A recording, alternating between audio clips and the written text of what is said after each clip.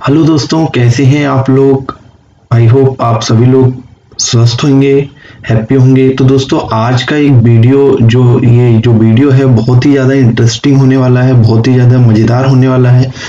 क्योंकि इस वीडियो में हम एक इम्पोर्टेंट टॉपिक में डिस्कस करने वाले हैं जो जीएसटी एक्ट में आईटीसी इनपुट टैक्स क्रेडिट के लिए बहुत ही इम्पोर्टेंट वीडियो है। दोस्तों, जैसे कि आपको पता है, government day to day basis पे, मंथ बेसिस पे या जीएसटी की जब मीटिंग होती है जीएसटी काउंसलिंग की, तो बहुत सारे चेंजेस आते रहते हैं उसमें, राइट। इस सिनेरियो में दोस्तों, आपको इनपुट टैक्स क्रेडिट को एक अच्छी तरीके से समझना बहुत आवश्यक है, बहुत अति आवश्यक है, मैं इसे बोल सकता हूँ। क्योंकि जीएसटी क्लेम करने के रूल्स अलग हैं और रिसेंट चेंजेस के हिसाब से रूल्स में अमेंडमेंट आते जा रहे हैं। तो इस लिहाज से ये टॉपिक बहुत ही इंपॉर्टेंट हो जाता है दोस्तों। और दोस्तों, दूसरी इंपॉर्टेंट बात, अभी तक आपने मेरा यूट्यूब चैनल को सब्सक्राइब नहीं किया है तो इसको सब्सक्राइब करिए, सब्सक्राइब का बटन को दबाइए। यहाँ पे आप रेगुलर बेसिस में जीएसटी के अपडेट तो मिलती है, साथ में इनकम टैक्स, इंपोर्ट एक्सपोर्ट से रिलेटेड डिटेल्स, और अभी न्यू फीचर्स में हमने लोन से रिलेटेड जो गवर्नमेंट की स्कीम्स है, प्राइवेट बैंक्स की स्कीम है, उससे रिलेटेड वीडियोस आपको देखने को मिलेंगे।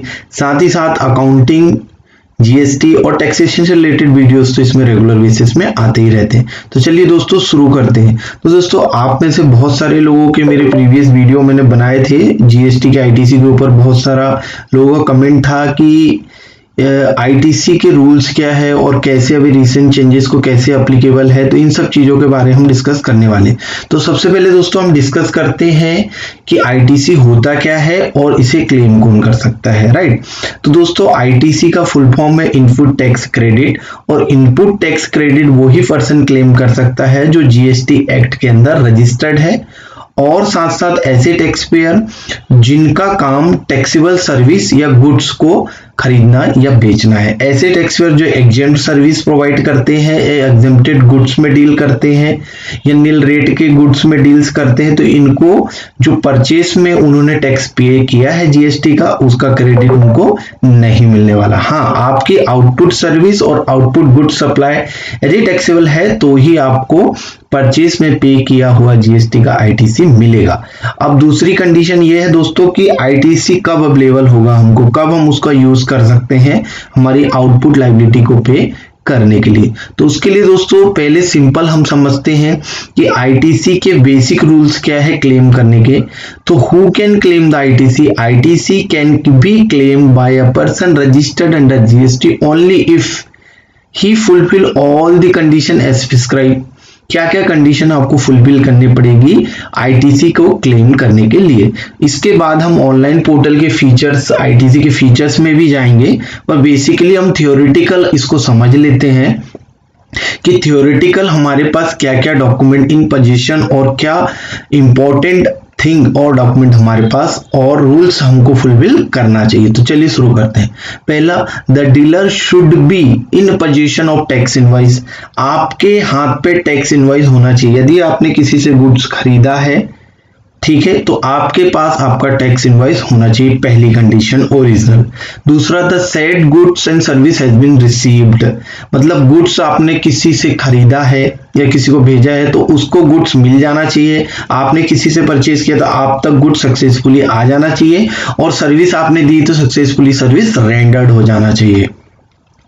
Returns have been filed, most important topic आज के सिनेरियो में, आज के लेटेस्ट सिनेरियो में रिटर्न्स हैव बीन फाइल्ड, ये बहुत इंपॉर्टेंट है और रिसेंट चेंजेस में इसको भी ऐड किया गया है। रिटर्न्स हैव बीन फाइल्ड का यहाँ पे दोस्तों मतलब है कि आपने अपना जीएसटीआर 1 मतलब आपकी सेल्स की डिटेल ड्यू डेट के अंदर फाइल की होनी चाहिए।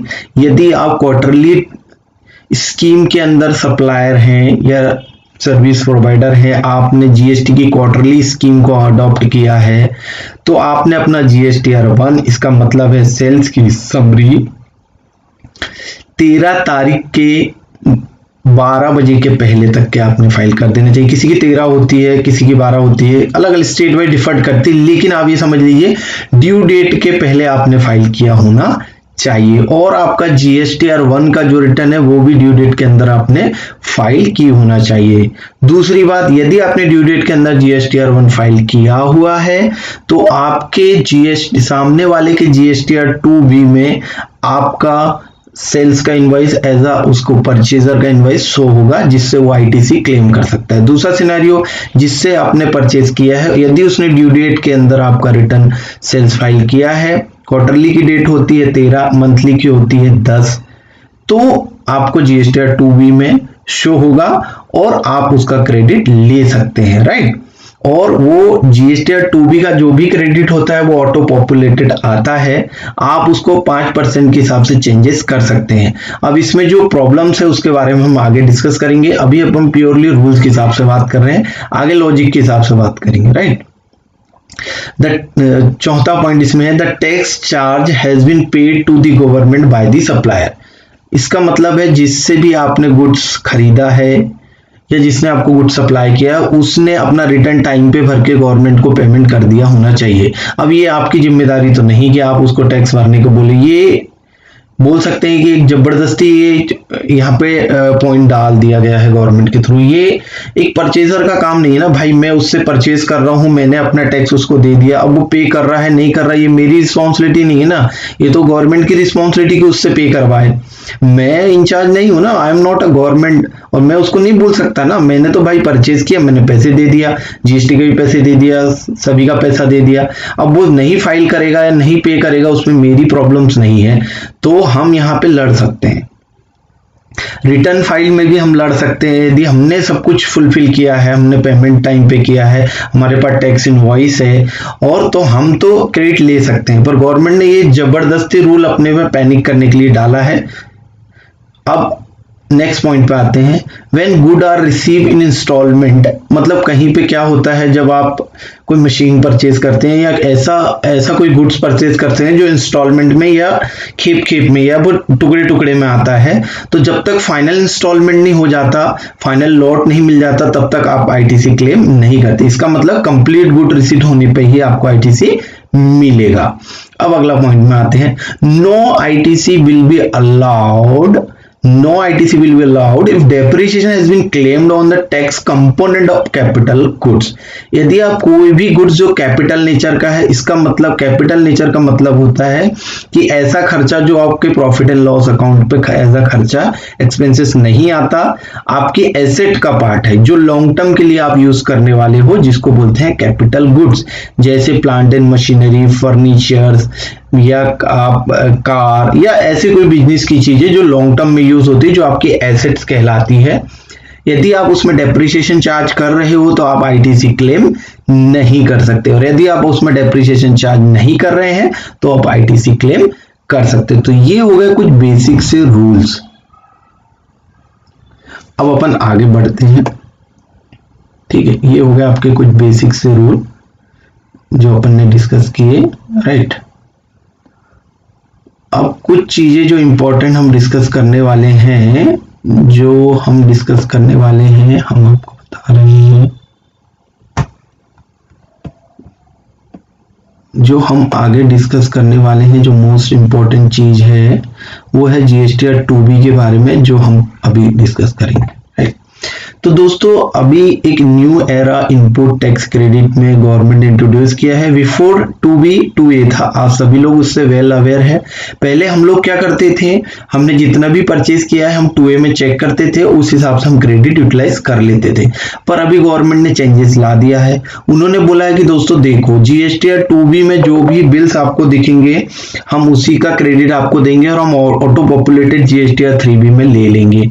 तो अब दोस्तों मैं बता रहा हूं कि GSTR2B कैसे बनता है। GSTR2B ऐसे बनता है दोस्तों, जब आप किसी से परचेज करते हैं, वो आपको सेल्स करता है, तो आपको जिस बंदे ने बेचा है उस बंदे ने ड्यू डेट के अंदर अपना GSTR1 मतलब सेल्स की डिटेल फाइल करना चाहिए। यदि वो ड्यू डेट के अंदर सेल्स की डिटेल फाइल कर देता है तो आपको आपके GSTR2B मतलब इनपुट टैक्स क्रेडिट के टेबल में आपका ITC दिखेगा, तभी आप अपने GSTR3B में वो ITC को यूज कर सकते हैं, ठीक है दोस्तों। और ऐसे क्रेडिट जो आपको शो नहीं हो रहे हैं, तो आपका जितना क्रेडिट शो हो रहा है जीएसटी 2B में, उसका 5% और एक्सेस क्रेडिट आप ले सकते हैं, ऐसा गवर्नमेंट बोलते हैं। पर अकॉर्डिंग टू मी दोस्तों, यदि आप जीएसटी के आईटीसी के रूल्स में जाए तो वो बोलते हैं कि आपके पास टैक्स इनवाइड होना चाहिए, आपने 180 डेज में पेमेंट कर देना चाहिए। ठीक है, ये बेसिक डिटेल है। आपके पास गुड्स रिसीव्ड हो जाना चाहिए, बेसिक डिटेल्स है, और आपका पेमेंट भी होगा, गुड्स भी आ गया। अब बात आती है कि दोस्तों जब आप ये सारी कंडीशन को फुलफिल कर लेते हैं, आपने सामने वालों को पेमेंट कर दिया, आपके पास टैक्स इनवाइड आ गया, आपके पास गुड्स आ गया, आपने यूज कर लिए, तो मेरा ये बोलना है कि आप क्रेडिट क्यों नहीं ले सकते। अब सामने वाली पार्टी ने यदि जीएसटी के रिटर्न्स टाइम पे नहीं भरे या उन्होंने गवर्नमेंट को पेमेंट नहीं किया, इसमें आपका किसी भी प्रकार का फॉल्ट नहीं है दोस्तों। इसमें हम लड़ सकते हैं। बहुत लोगों पे यहाँ मतभेद है, यहाँ पे डिफर व्यूज हैं। यदि आप प्योर टू प्योर गवर्नमेंट के हिसाब से चलना चाहते हैं, एक्ट के हिसाब से चलना चाहते हैं, तो आपके यदि पोजीशन में गुड्स है, यदि आपने टैक्स इनवॉइस ले रखा है और आपने पेमेंट टाइम पे कर दिया है, तो आपको आईटीसी मिलना ही चाहिए। But as per government rule वो बोलते हैं कि 2B में दिखेगा तभी। अब 2B में तभी दिखेगा जब सामने वाला ड्यू डेट के अंदर अपना जीएसटी R1 फाइल करेगा। और एक और नया एरा उन्होंने ऐड किया है कि तुमने जो उसको जीएसटी का पैसा दिया है, वो अपना कैलकुलेशन करके जो भी टैक्स आता है वो पेड कर देना चाहिए। यहाँ टैक्स पेड की बात जब वो करता है तो बोलना है कि जीएसटी 3B जो हमारा मंथली या क्वार्टरली रिटर्न होता है वो भी टाइम पे जाना चाहिए। अब दोस्तों आपके पीछे एक काम लगा दिया कि आप चेक करो कि उसने किया कि नहीं, आप उसको बोलो करें, तो ये आपका काम नहीं ना। आपने बिजनेस करना है, आपने ना कि ये देखना है कि उसने जीएसटी एक्ट को कंप्लाई किया है या नहीं, ये गवर्नमेंट का काम है। तो हम यहाँ पे लड़ सकते हैं, तो हम यहाँ पे क्रेडिट ले सकते हैं, पहला जो 2B में दिख रहा है। दूसरा जिसका इनवॉइस हमारे पास है, पेमेंट हमने कर चुका है, गुड्स रिसीव्ड हो गया है, तो हमने क्रेडिट ले लेना चाहिए। हम उसमें लड़ लेंगे बाद में, क्योंकि J9 है ना, हमने कोई गलत काम नहीं किया है, हमने सब कुछ वैलिड चीज की है, तो आप क्रेडिट बिंदास ले सकते हैं। अब दोस्तों लोगों का क्वेश्चंस आते हैं कि बहुत सारे लोग ऐसे होते हैं कि जीएसटी का हमने पेमेंट भी कर दिया, सब कर दिया, अब सामने वाले ने क्या किया कि दिखाया नहीं, बिल कुछ नहीं शो ही नहीं किया, तो हम तो क्रेडिट ले सकते हैं दोस्तों उसका। सामने वाले की गलती कारण हमारा क्रेडिट नहीं रुकना चाहिए। अब कुछ इंपॉर्टेंट जो जीएसटी 2B से रिलेटेड बातें हैं कि इलिजिबल क्रेडिट और नॉन इलिजिबल क्रेडिट। तो दोस्तों कई बार कैसे होता है कि जैसे सप्लायर और रिसिपेंट और सप्लायर जो आप बोल सकते हैं वो अलग अलग स्टेट का होता है। Say like for example West Bengal का बंदा है और वो महाराष्ट्र पे काम कर रहा है, महाराष्ट्र पे ही उसने गुड्स खरीदा, महाराष्ट्र पे ही यूज किया, तो प्लेस ऑफ सप्लाई और प्लेस ऑफ रिसीवेंट सेम हो जाते हैं, लेकिन इंटर स्टेट सप्लाई है। तो इस केस में यदि आप प्लेस ऑफ सप्लाई महाराष्ट्र डाल के सीजीएसटी एसजीएसटी लगाते हैं तो 2B में इनएलिजिबल कर देता है। बोलता है कि प्लेस ऑफ सप्लाई और place of supply and the recipient place are different, ऐसा बोल के वो इनएलिजिबल कर देता है। तो दोस्तों यहाँ पे मेरा एक क्वेश्चन है कि जब गवर्नमेंट ने इंट्रोड्यूस किया है प्लेस ऑफ सप्लाई का कॉन्सेप्ट, वो कॉन्सेप्ट ये है कि भैया बिल टू और शिफ्ट टू का भी एक कॉन्सेप्ट होता है कि भैया एक इंटर स्टेट का मामला है तो हम बिल उसको करते हैं, सप्लाई विद इन स्टेट करते हैं, पर अभी वो इनएलिजिबल क्रेडिट में आ रहा है जो कि गलत है। बिल टू शिफ्ट टू के मामले में यदि जाएं, या हम कह सकते हैं कि यदि वेस्ट बंगाल का बंदा महाराष्ट्र पे काम कर रहा है तो वो महाराष्ट्र से ही माल परचेज करेगा ना, और महाराष्ट्र में ही माल डिलीवर होगा, तो महाराष्ट्र वाले के लिए तो प्लेस ऑफ सप्लाई महाराष्ट्र ही हो गया ना, तो वो तो सीजीएसटी एसजीएसटी चार्ज किएगा। तो ऐसा करोगे तो इनएलिजिबल पा जाएगा। तो इससे बेहतर है कि आप आईजीएसटी चार्ज कर दो, क्रेडिट आपको मिल जाएगा, और बिल में आप शो कर दो प्लेस ऑफ सप्लाई महाराष्ट्र। आगे कुछ आया तो हम उसको एक्सप्लेन कर सकते हैं, राइट।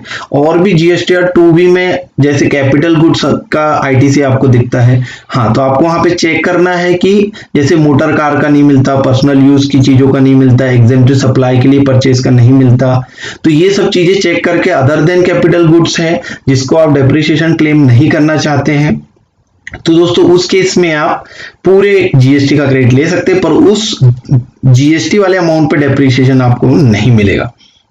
हाँ, रिमेनिंग नेट अमाउंट पे आपको मिलेगा, पर जीएसटी वाले अमाउंट पे आपको आईटीसी का क्रेडिट नहीं मिलेगा। हाँ, यदि आप पहली कंडीशन डेप्रिसिएशन चार्ज कर रहे हैं तो आपको आईटीसी नहीं मिलेगा। यदि डेप्रिसिएशन आप चार्ज नहीं करना चाहते हैं, only the part of GST, तो आप जीएसटी का पूरा क्रेडिट ले लीजिए, उसको हटा दीजिए, नेट अमाउंट पर आप मजे से डेप्रिसिएशन चार्ज कर सकते हैं।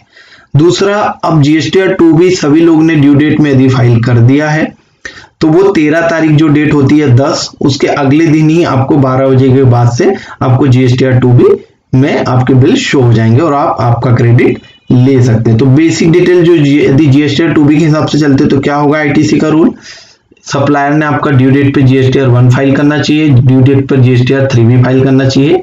आप इसी बेस पे आपका ITC का क्रेडिट ले सकते हैं। जितना GSTR 2B में दिख रहा, यदि आपके पोजीशन में बिल है एज पर गवर्नमेंट, तो आप एक्सेस 5% ऑफ GSTR 2B का क्रेडिट का ले सकते हैं। ये एक कंडीशन। दूसरी, यदि आपको क्रेडिट लेना है और GSTR 2B में नहीं दिख रहा, सामने वाले ने नहीं शो किया, तो आप on the basis of position of bill payment, on the basis of the payment और गुड रिसीव नोट के हिसाब से आप ये ले सकते हैं, राइट। अब कई बार क्या होता है, आपके परचेज रिटर्न या सेल्स रिटर्न होते हैं। अब आपका परचेज रिटर्न होता है तो आपने ITC क्लेम कर लिया है, तो आपको उसमें डेबिट या क्रेडिट नोट का फंडा आपको अपनाना है। जब आप परचेज रिटर्न करते हैं तो आपको डेबिट और परचेज रिटर्न या सेल्स रिटर्न केस में आपको कौन सा नोट्स इशू करना है और क्या क्रेडिट रिवर्सल करना, वो भी हम डिस्कस करते हैं। यदि आप परचेज रिटर्न करते हैं तो आपको डेबिट नोट इशू करना पड़ेगा और आपके GSTR 1 में डेबिट नोट दिखाना होगा। उतने का क्रेडिट आपको GSTR 3B में रिवर्सल करना होगा। साइमल्टेनियसली यदि आप सेल्स रिटर्न की बात यहाँ पे करते हैं, तो दोस्तों यदि आप परचेज रिटर्न की आप बात करते हैं तो परचेज रिटर्न में आपको क्या करना है, परचेज रिटर्न में आपको डेबिट नोट इशू करना है और मैंने बताया जैसे कि 3B से आपको माइनस करना है ITC से उतना। और सेल्स रिटर्न होता है, इसका मतलब आपने सेल्स भरते समय उतना टैक्स पे कर दिया है। तो आप क्या कर सकते हैं, सेल्स रिटर्न के केस में क्रेडिट नोट इशू करके आपके GSTR 1 में दिखा सकते हैं, और या सामने वाली पार्टी भी इसका vice versa debit note issue कर सकती है और इसका क्रेडिट नोट इशू कर सकती है परचेज और सेल्स के केस में। उस केस में आप ITC यूटिलाइज कर सकते हैं दोस्तों। पर आपको ध्यान देना होगा कि सामने वाली पार्टी पे भी यदि आपने क्रेडिट नोट इशू किया है तो उसने डेबिट नोट इशू करना चाहिए, आपने डेबिट नोट इशू किया तो उसने क्रेडिट नोट इशू करने है, राइट। सेल्स रिटर्न के केस में आपने क्रेडिट नोट इशू किया है तो उसने डेबिट नोट इशू करना चाहिए।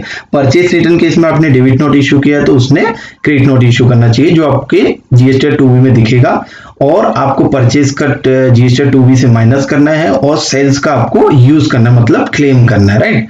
तो ये केस ये हो गया, ये ऑल अबाउट GSTR 2B हो गया। अब हम इसके साथ साथ थोड़ी सी बात कर लेते हैं GSTR 2A के बारे में भी। GSTR 2A just like a continuous statement, इसमें कुछ नहीं दोस्तों, जो भी कंटिन्यूअस चेंजेस होते जाते हैं, चाहे आप GST के बिल्स में अमेंडमेंट करो या आप अपकमिंग बिल्स आप में चढ़ाते जाते हैं कंटिन्यूअस बेसिस में, तो वो उसमें कंटिन्यूअस बेसिस में आपके बिल शो होते हैं, उससे आपको कोई लेना देना नहीं है, ऐसा गवर्नमेंट बोलती है। 2B में दिखना चाहिए, वो एक कंटिन्यूअस स्टेटमेंट है और GSTR 2B एक स्टैटिक स्टेटमेंट है, मतलब फिक्स स्टेटमेंट है। और 2B एक कंटिन्यूअस स्टेटमेंट मतलब फ्लेक्सिबल चेंजेस होते रहते हैं, मतलब कोई बिल मतलब पुराना बिल लास्ट में अपडेट हुआ, कुछ महीने बाद अपडेट हुआ, तो भी 2A में वो दिखेगा। अब बात कर लेते हैं दोस्तों कुछ अमेंडमेंट टाइप की बात। यदि आपने किसी भी प्रकार की गलती GSTR 1 में कर चुके हैं तो आप उसके अपकमिंग किसी भी मंथ के रिटर्न्स में B2B या B2C में अमेंडमेंट करके बिल्स को चेंजेस कर सकते हैं। तो आप उसमें GST के नंबर्स चेंज कर सकते हैं, बिल की डेट चेंज कर सकते हैं, अमाउंट चेंज कर सकते हैं, right, place of supply change कर सकते हैं। ये सेल्स के केस में हो गया, ये चेंजेस आप कभी भी दे सकते हैं।